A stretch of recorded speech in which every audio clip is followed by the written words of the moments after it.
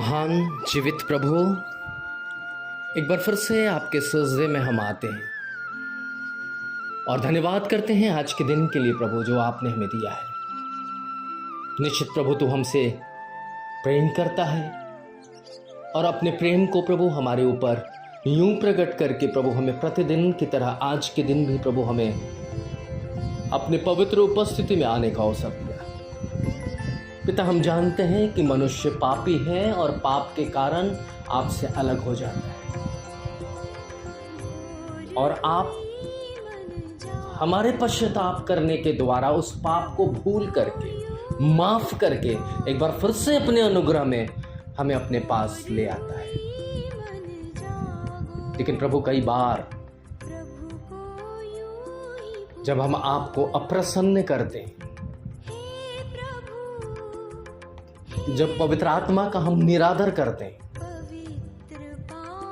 और प्रभु यीशु मसीह के बलिदान को तुच्छ जानते हैं, वैसे समय में प्रभु तो शाऊल की तरह हमारा त्याग कर देता है। क्योंकि प्रभु शाऊल ने एक गलत काम किया, वो आपकी आज्ञा से विमुख हो गया। अभिषेक पाने के बावजूद भी प्रभु वो अभिषिक्त नहीं रहा, उसके अधिकार को छीन करके दाऊद को दे दिया। ऐसा शक्तिमान जीवित प्रभु तो हमारे पाप को कैसे बर्दाश्त कर सकता है? तू हमारे गुनाह को कैसे प्रभु माफ कर सकता है? इसलिए प्रभु वचन तो कहता है कि परमेश्वर के भयानक हाथ में पड़ना इंसानों के लिए दंड का कारण है। सो पिता, हम आपके भयानक हाथ के अंदर नहीं पड़ना चाहते, बल्कि आपके आशीषमय हाथों के नीचे हम रहना चाहते हैं। और इसलिए प्रभु, अगर आज की सुबह हम में से कई लोग प्रभु अपने अविश्वास के कारण गुनाह करते हैं, अगर निराशा के कारण गुनाह करते हैं, अगर अपने जीवन को किसी भी असहजता के कारण कर्ष करते हैं, श्रापित करते हैं, तो पिता वो सच में श्राप के कारण है। क्योंकि प्रभु आपने जीवन दिया है और बहुत आयत का जीवन दिया है। इसलिए प्रभु हम आपसे यही कहते हैं, हमारी निराशा, हमारी वेदना, हमारा कष्ट, हमारी बीमारियां, हमारी तंगहाली हम पर प्रभाव ना डाल सके, वो हमें प्रभावित ना करे हमारे आत्मिक जीवन को। क्योंकि बिना परीक्षा के हम ताए नहीं जा सकते। इसलिए प्रभु हमें परख प्रभु। और आज इस सुबह के अंदर प्रभु जितने लोग इस प्रार्थना में शामिल हैं,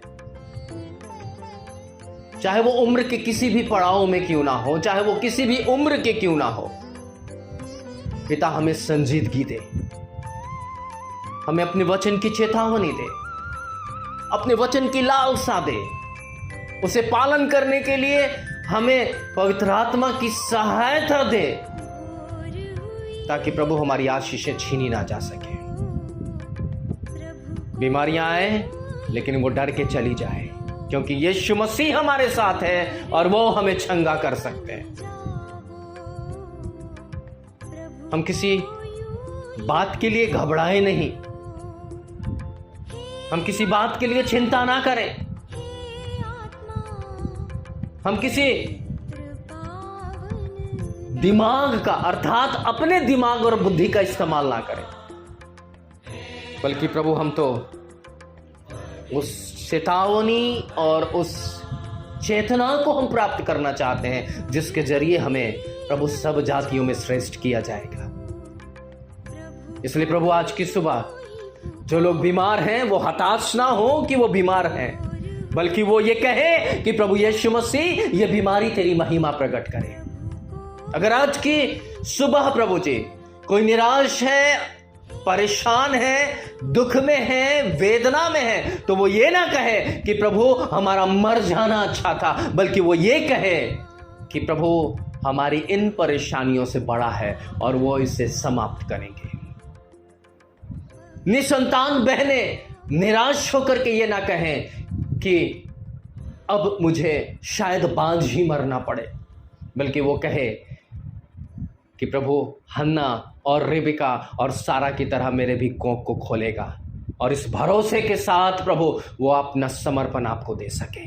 कोई बेरोजगार ये ना कहे प्रभु कि अब मुझे नौकरी नहीं मिलेगी, बल्कि वो ये कहे कि परमेश्वर ने प्रतिज्ञा किया है कि मनुष्य अपने परिश्रम का रोटी खाएगा और वो निश्चित प्रभु मिलने पाए।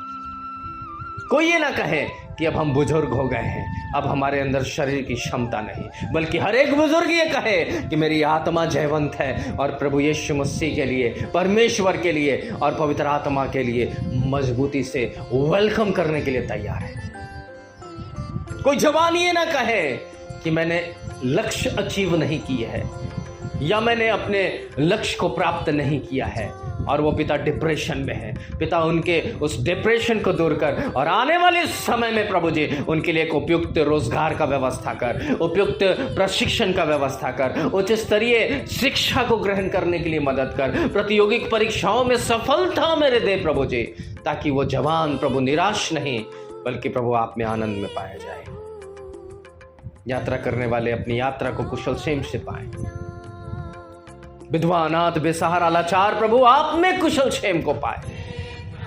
और ऐ खुदा बाप, ये सारी प्रार्थना हम आपके पास रखते हैं और मांगते हैं यीशु मसीह के नाम से। दया से सुने और ग्रहण करें। आमीन।